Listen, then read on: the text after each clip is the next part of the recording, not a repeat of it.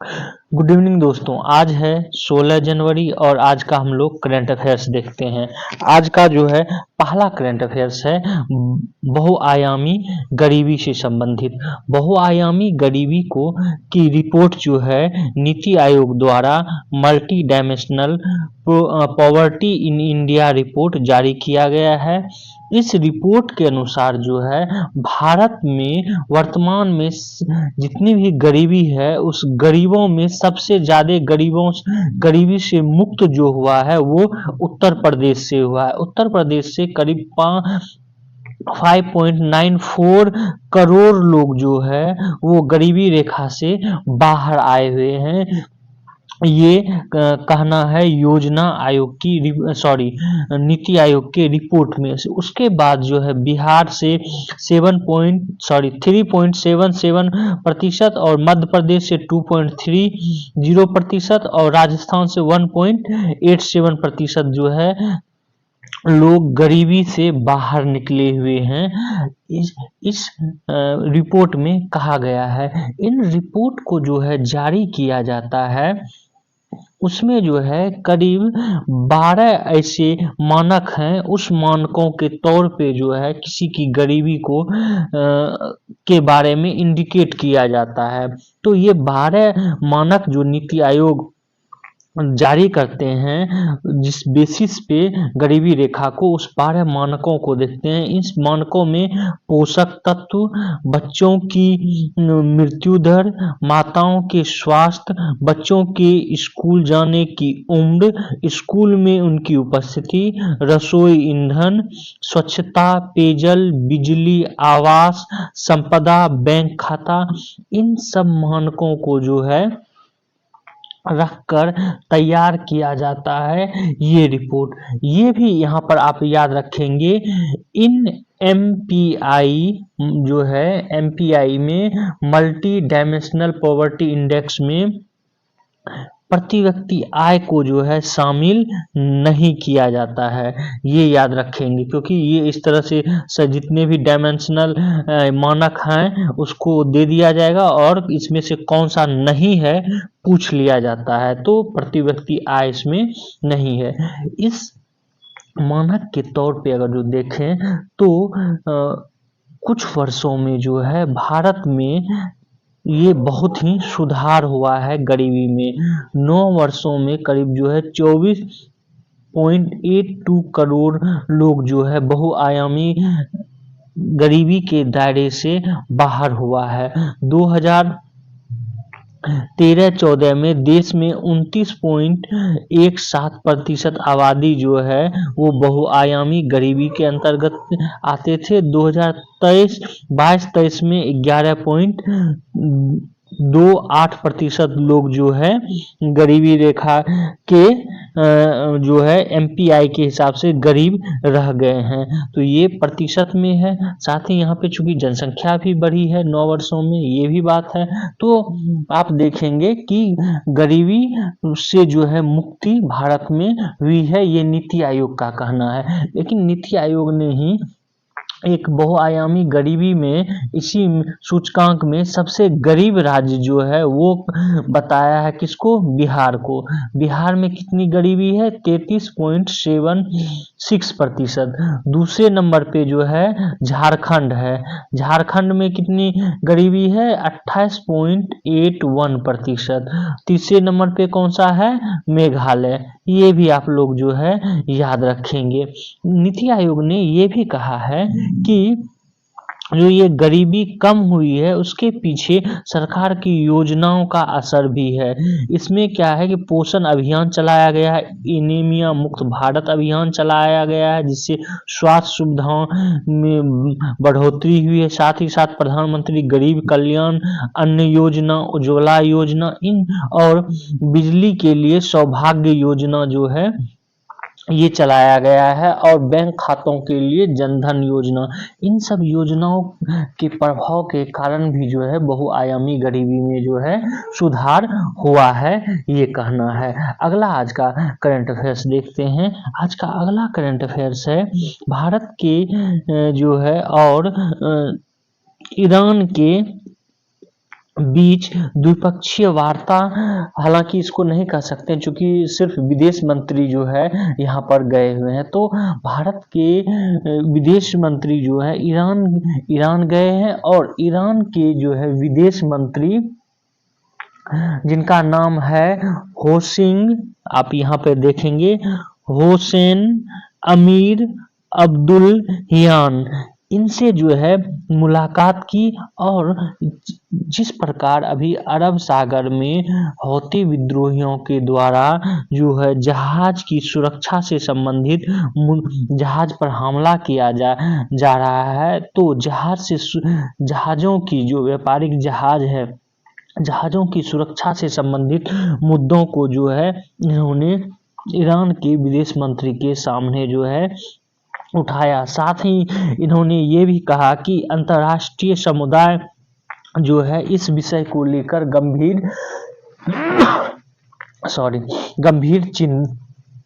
चिंतित है। और आपको ये भी हम पहले बता चुके हैं कि इस मुद्दे को लेकर अमेरिका और ब्रिटेन जो है अपनी नौसेना अरब सागर में, लाल सागर में जो है उतार दी है, और यमन के हौतियों पर जो है अटैक भी कर रही है ब्रिटेन और अमेरिकी सैनिक। यहाँ पर साथ ही साथ यहाँ पर ये भी आपको बता दें कि विदेश मंत्री एस जयशंकर जो है ईरान के अन्य प्रमुखों से भी मिले। उनमें जो है आप देखेंगे ईरान की सड़क और शहरी विकास मंत्री मेहरदाद बाजरपास, इनसे भी मुलाकात की है। और ये चूंकि ईरान के सड़क और शहरी विकास मंत्री हैं, तो ये जो है पोर्ट के विकास, बंदरगाह के विकास को भी देखते हैं। और आपको ये मालूम होगा कि चाबहार पोर्ट जो है, जो कि ईरान में है, इसको भारत सरकार द्वारा जो है बनाया जा रहा है। तो चाबहार पोर्ट के कुछ भाग को तो भारत सरकार जो है बना चुकी है, लेकिन इसकी गति जो है बनाने की वो बहुत ही धीमी है। ये इसलिए है क्योंकि ईरान पे जो है अमेरिका द्वारा सैंक्शन लगाया गया है, इस के कारण बहुत ही धीमी गति है। और अभी वर्तमान में विदेश मंत्री मिलने के बाद ये कहे हैं कि अब जो है इस बंदरगाह की बनाने की गति में जो है बढ़ोतरी होगी, द्रुत गति से जो है इसको बनाया जाएगा। साथ ही नॉर्थ साउथ ट्रांसपोर्ट कॉरिडोर ये भी बनाने की बात जो है विदेश मंत्री ने कहा है। और विदेश मंत्री यहाँ के ईरान के राष्ट्रपति जो हैं इब्राहिम रईसी, इनसे भी मुलाकात किए, और साथ ही नरेंद्र मोदी की ओर से शुभकामनाएं भी जो है इनको दिए हैं। ये पूरा का पूरा करंट अफेयर्स जो है अभी ईरान अभी जिस तरह से यूक्रेन और रसिया के युद्ध, और साथ ही साथ जो है आपको इजराइल और हमास के बीच युद्ध के बीच किस प्रकार भारत और ईरान का जो है संबंध है, द्विपक्षीय संबंध, इससे संबंधित जो है मेन में मुख्य परीक्षा में आपको प्रश्न पूछे जाएंगे, और उसमें जो है ये बहुत ही इम्पोर्टेंट भूमिका अदा कर सकता है। तो आप यहाँ पर जो है वहाँ के विदेश मंत्री हुसैन अमीर अब्दुल्लाहियान और ईरान के सड़क और शहरी विकास मंत्री मेहरदाद बाजरपास, इनका भी नाम जो है याद रखेंगे। अगला आज का करंट अफेयर्स है बुक से संबंधित शर्मिष्ठा मुखर्जी, जो कि जो है सुपुत्री हैं किसका, प्रणब मुखर्जी का। प्रणब मुखर्जी जो कि पूर्व राष्ट्रपति भी रह चुके हैं, इन्होंने जो है एक पुस्तक की रचना की है, और पुस्तक का नाम है Pranab my father a daughter remembers. तो ये पुस्तक का नाम आपको याद रखना है, Pranab my father a daughter remembers. इसको किसने लिखा हुआ है, तो शर्मिष्ठा मुखर्जी ने लिखा, और इन्होंने जो है ये भेंट किया एक प्रति नरेंद्र मोदी को।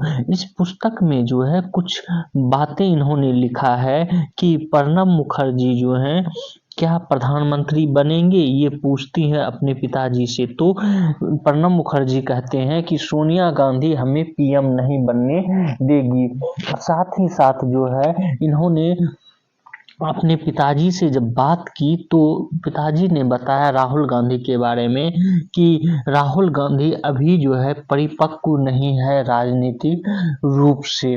तो इन तथ्यों के बारे में भी अपने किताब में विधिवत से चर्चा की है और इसका जो है खंडन भी हालांकि कांग्रेस के ओर से अधीर रंजन चौधरी ने किया है। तो आपको करंट अफेयर्स में बस इतना ही याद रखना है कि शर्मिष्ठा मुखर्जी जो हैं कौन सी पुस्तक लिखी हैं, Pranab my father a daughter remembers, ये पुस्तक लिखी हुई हैं। अगला आज का करंट अफेयर्स देखते हैं। आज का अगला करंट अफेयर्स है वर्ल्ड इकोनॉमिक फोरम से। वर्ल्ड इकोनॉमिक फोरम विश्व आर्थिक मंच, इसकी बैठक जो है अभी दावोस जो कि स्विट्जरलैंड में है वहां पर हो रही है और इसने जो है एक रिपोर्ट जारी किया हुआ है और ये कहा है कि मीडिया पर विश्वास के मामले में भारत जो है चौथे स्थान पर है, जबकि मीडिया पर विश्वास के मामले में प्रथम स्थान पर कौन सा है, चीन है। ये जो है आप लोग रट लेंगे, याद ही नहीं करना, रट लेंगे कि वर्ल्ड इकोनॉमिक फोरम विश्व आर्थिक मंच के अनुसार मीडिया पर विश्वास के मामले में भारत चौथे स्थान पे है, जबकि प्रथम स्थान पे कौन सा देश है, तो चीन है। यहाँ पर यह भी कहा गया है कि फ्यूचर पॉसिबिलिटी इंडेक्स में भारत जो है 35वें स्थान पर है, जबकि प्रथम स्थान पे कौन सा है, ब्रिटेन है। ये याद रखेंगे। और यहाँ पर ये भी आपको बता दें कि 5 सबसे अमीर लोगों की संपत्ति जो है दोगुनी हुई है, ये भी कहना है। वर्ल्ड इकोनॉमिक फोरम में ही जो है एक संगठन है ऑक्सफैम, इसका कहना है। तो ये भी आप लोग याद रखेंगे। आज का अगला करंट अफेयर्स देखते हैं।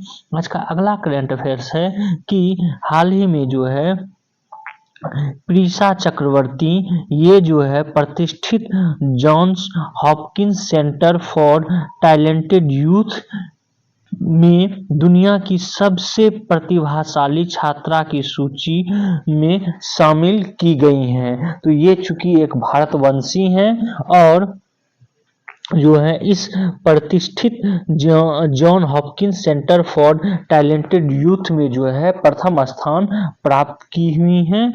तो ये चर्चा में है। करीब जो है 90 देशों के 16,000 छात्रों की जो है परीक्षा के परिणाम के आधार पर जो है ये जारी किया गया है, जिसमें कि प्रीशा चक्रवर्ती जो है इनमें फर्स्ट स्थान लाई हुई है। तो ये याद रखना है। आज का अगला करंट अफेयर्स है उत्तरी कोरिया ने हाइपरसोनिक मिसाइल जो है इसका परीक्षण किया है। चूंकि वर्तमान में आप देखेंगे कि उत्तरी कोरिया, दक्षिणी कोरिया और साथ ही साथ जापान के बीच जो है बहुत ही विवाद बढ़ रहा है और अभी उत्तरी कोरिया द्वारा ठोस ईंधन से आधारित मध्यम दूरी का हाइपरसोनिक मिसाइल का परीक्षण किया गया। ये जो है इस क्षेत्र में शांति और सुरक्षा के लिए बहुत ही कठिन समय कहा जा रहा है। यहाँ पर जो है हाइपरसोनिक से संबंधित कुछ तथ्य आपको बता दें। हाइपरसोनिक उसको कहते हैं जो कि आवाज, हाइपरसोनिक मिसाइल आवाज की गति से करीब 5 गुना, लगभग 6200 किलोमीटर प्रति घंटे की अधिक रफ्तार से जो है ये मारक क्षमता होती है हाइपरसोनिक मिसाइल का। ये आवाज की गति से, आवाज की गति कितना है, 332 किलोमीटर पर आवर। तो इसकी मल्टीप्लिकेशन 5 कर दें, इतनी गति से जो है ये हाइपरसोनिक मिसाइल चल सकती हैं। ये मिसाइल उत्तरी कोरिया जो अभी लॉन्च किया है, इसकी एक और खासियत है कि ये कम दूरी पर ही जो है, कम ऊंचाई पर ही उड़ने की क्षमता है। जब कोई मिसाइल कम दूरी पर उड़ने की क्षमता रहती है तो उसे जो है रक्षा तंत्र द्वारा जो रडार सिस्टम है उसको ट्रैक जल्दी नहीं कर पाता है। इस तरह जो है ये मिसाइल और ही विध्वंसक हो जाता है। तो ये आपको याद रखना कि अभी सुपरसोनिक मिसाइल जो है किसने लॉन्च किया। अगला हाइपरसोनिक। अगला आज का करंट अफेयर्स देखते हैं। ये इम्पोर्टेंट बहुत ही VVI है, खास करके SSC और बिहार पुलिस इस और बिहार SI के संदर्भ में। अभी जो है एशियाई बौद्ध सम्मेलन जो है ये कहाँ पर होगा? नई दिल्ली में इसका आयोजन जो है किया जा रहा है। इसका आयोजन 17 से 18 जनवरी 2024 को नई दिल्ली में किया जाएगा। इसका ये 12वीं महासभा का जो है होगी और इसका उद्घाटन जो है उपराष्ट्रपति जगदीप धनखड़ करेंगे 17 जनवरी को। और ये इस एशियाई बौद्ध सम्मेलन का जो है प्रारंभ 1969 में सर्वप्रथम किया गया था। मंगोलियाई एक बौद्ध थे जिनका नाम खाम्बो लामा सामगिन गोम्बोजोव था। इन्होंने सबसे पहले 1969 में ये अनुरोध किया था कि एशियाई बौद्ध सम्मेलन का आयोजन किया जाए। बाद में जो है धीरे धीरे ये संगठन Bharat, Mongolia, Japan, Malaysia, Nepal, पूर्ववर्ती सोवियत संघ, वियतनाम, श्रीलंका, उत्तरी कोरिया, दक्षिणी कोरिया के जितने भी बौद्ध हैं उन्होंने मिलकर इसका आयोजन जो है प्रत्येक वर्ष करने लगे। तो ये आपको याद रखना है आज के करंट अफेयर्स में। अगला आज का करंट अफेयर्स देखते हैं। ये है PM संग्रहालय। यहाँ पर जो है PM संग्रहालय के नरेंद्र मोदी गैलरी में जो है राष्ट्रपति द्रौपदी मुर्मू ये विजिट की हैं और यहाँ विजिट करने वाली मतलब आने वाली या आगंतुक जो हैं पहली व्यक्ति हैं जो कि नरेंद्र मोदी गैलरी में आई हुई हैं। यहाँ पर एक इम्पोर्टेंट तथ्य PM संग्रहालय के बारे में आपको बता दें कि PM संग्रहालय को पहले जो है 3 मूर्ति भवन बोला जाता था। 3 मूर्ति भवन को ही जो है क्या किया गया 2021 में PM संग्रहालय के रूप में इसको परिवर्तित किया गया। इससे संबंधित जो है प्रश्न बिहार में BPSC में भी और अन्य एग्जाम में भी जो है पूछा जा चुका है। अब संभावना ये है कि आपको बिहार पुलिस में और बिहार SI में इस तरह के एग्जाम में जो है पूछा जा सकता है कि PM संग्रहालय का पूर्व नाम क्या था। तो 3 मूर्ति भवन था जिसको कि PM संग्रहालय के रूप में बनाया गया। 3 मूर्ति भवन जो है ये जवाहरलाल नेहरू का आवास भी एक तरह से कहें उस समय था। इन 3 मूर्ति भवन जब अंग्रेज थे तो उस समय जो है इसको फ्लैग स्टाफ हाउस बोला जाता था। यहाँ पर जो है ब्रिटिश सेना के कमांडर इन चीफ जो है इनका ये आवास था त्रिमूर्ति भवन, जिसको कि फ्लैग स्टाफ हाउस कहा जाता था। उसके बाद इनका परिवर्तित नाम 3 मूर्ति भवन हुआ। फिर अब जो है वर्तमान में इसको PM संग्रहालय कहा जाने लगा है। अगला आज का करंट अफेयर्स देखते हैं।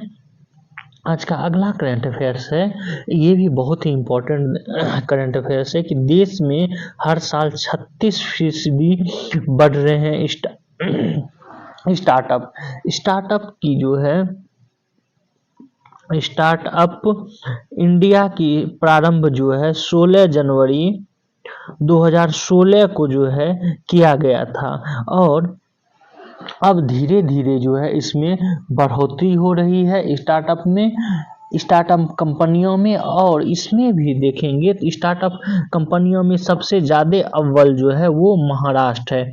महाराष्ट्र में सबसे ज़्यादा स्टार्टअप कंपनियां खुल रही हैं। उसके बाद दूसरे नंबर पे जो है कर्नाटक है, तीसरे नंबर पे दिल्ली है और चौथे नंबर पे जो है यूपी है। ये भी आपको याद रखना है। यहाँ पर ये भी एक तथ्य आपको बता दें कि इस स्टार्टअप कंपनियां तो बढ़ रही हैं, साथ ही साथ जो है यूनिकॉर्न की संख्या भी जो है भारत में बढ़ रही है।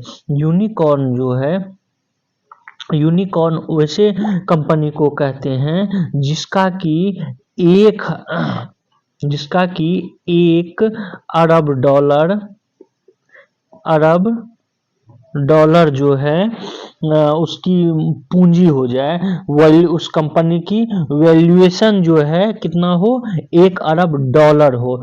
1 अरब डॉलर, इसका मतलब अभी वर्तमान रुपये के अनुसार 8,300 करोड़ रुपया 1 अरब डॉलर का अर्थ अभी अगर जो लगाएंगे तो इतना जो है इस कंपनी का वैल्यूएशन होना चाहिए। उसे यूनिकॉर्न कंपनी के रूप में जो है जाना जाता है। तो वर्तमान में यूनिकॉर्न कंपनियां जो है वो भी बढ़ रही है और ऐसा अनुमान है कि 2025 तक जो है 150 यूनिकॉर्न कंपनियां भारत में हो जाएगा। अगला आज का करंट अफेयर्स देखते हैं। आज का अगला करंट अफेयर्स है कि अभी सुपर 750 इंडियन ओपन जो है, इस जो एक बैडमिंटन खेल है, इसका जो है प्रारंभ आज से ही हो चुका है। ये जो है इसमें सात्विक साईराज, रेखा रेड्डी और चिराग शेट्टी ये भी भाग ले रहे हैं। साथ ही साथ लक्ष्य सेन जो कि सिंगल खेलते हैं ये भी इसमें भाग ले रहे हैं। और वर्तमान में अगर देखें कि ये अगर इस सुपर इंडियन ओपन में अगर विजित हो जाते हैं तो फिर जो पेरिस में ओलंपिक होगा तो उसमें भी जो है ये भाग लेने के हकदार होंगे, क्योंकि जो भी बैडमिंटन खिलाड़ी जो है टॉप 16 में आएगा वही जो है ओलंपिक में खेल सकता है। तो आप देखेंगे कि लक्ष्य सेन का भी जो है ये 17वें नंबर के खिलाड़ी हैं। अगर लक्ष्य सेन विजित हो जाते हैं तो फिर इनका जो है ना पोजीशन बढ़ेगा और ये जो है फिर ओलंपिक में भाग ले सकते हैं। तो आपको यहाँ पे दो तथ्य, एक तो ओलंपिक के संबंध में याद रखना है, दूसरा ये याद रखना है कि सुपर से 750 इंडिया ओपन जो है वो आज 16 जनवरी से जो है प्रारंभ हो रहा है, ये भी याद रखना है। आज का अगला करंट अफेयर्स देखते हैं। आज का अगला करंट अफेयर्स है जो कि अंग्रेजी में है, रेड सी और गाजा के बारे में। तो रेड सी में जिस प्रकार हौती विद्रोहियों द्वारा जो है या हौती आतंकवादी ग्रुप द्वारा यहाँ पर विभिन्न प्रकार की जो है व्यापारिक जहाज़ों पर अटैक किया जा रहा है, उस संदर्भ में चूंकि हौती विद्रोहियों का कहा जा रहा है कि हौती विद्रोहियों को जो है समर्थन ईरान द्वारा दिया जा रहा है। तो अभी हमारे विदेश मंत्री जो हैं एस जयशंकर ये गए हुए हैं ईरान दौरे पे और इन्होंने ईरान के विदेश मंत्री और वहाँ के सड़क शहरी विकास मंत्री और वहाँ के जो है राष्ट्रपति इब्राहिम रईसी, इनसे भी जो है मुलाकात भी किए हुए हैं। इसके बारे में हम डिटेल्स जो है हिंदी में चर्चा कर चुके हैं, एक बार आप लोग अंग्रेजी में पढ़ लेंगे। अगला आज का करंट अफेयर्स देखते हैं। आज का अगला करंट अफेयर्स है कि आइसलैंड जो कि एक देश है जिसकी कैपिटल क्या है, रेकियाजेविक, ये जो है यहाँ पर एक वॉल्केनो उसका विस्फोट हुआ है। उस वॉल्केनो का नाम, पहले उस शहर का नाम आप देख लें, ये यहाँ पे आइसलैंड देश के एक शहर है ग्रांडविक। ये ग्रांडविक में जो है यहाँ पर एक वॉल्केनो इरप्शन हुआ है और उस वॉल्केनो का नाम है वोल्केनो का नाम है, यहाँ पर आप देख सकते हैं उस वोल्केनो का नाम स्वार्टरसेंगी, SVARTERSENGI तो ये स्वाटरसेंगी जो है ये वोल्केनो कहाँ पर इरोज हुआ है, तो आइसलैंड में। इतना भी याद रखेंगे तो आपका जो है आप करंट अफेयर्स में क्वेश्चन लगा सकते हैं। और ये किस देश में हुआ है, तो आइसलैंड में स्वाटरसेंगी ज्वालामुखी इरोज हुआ है। इतना आप लोग याद रखें। अगला बस आज का इतना ही करंट अफेयर्स था। आप लोग जो है हमारे इस वीडियो को लाइक करें, शेयर करें और सब्सक्राइब करें। बेल आइकन को जो है जरूर दबा लें। Thank you for watching this.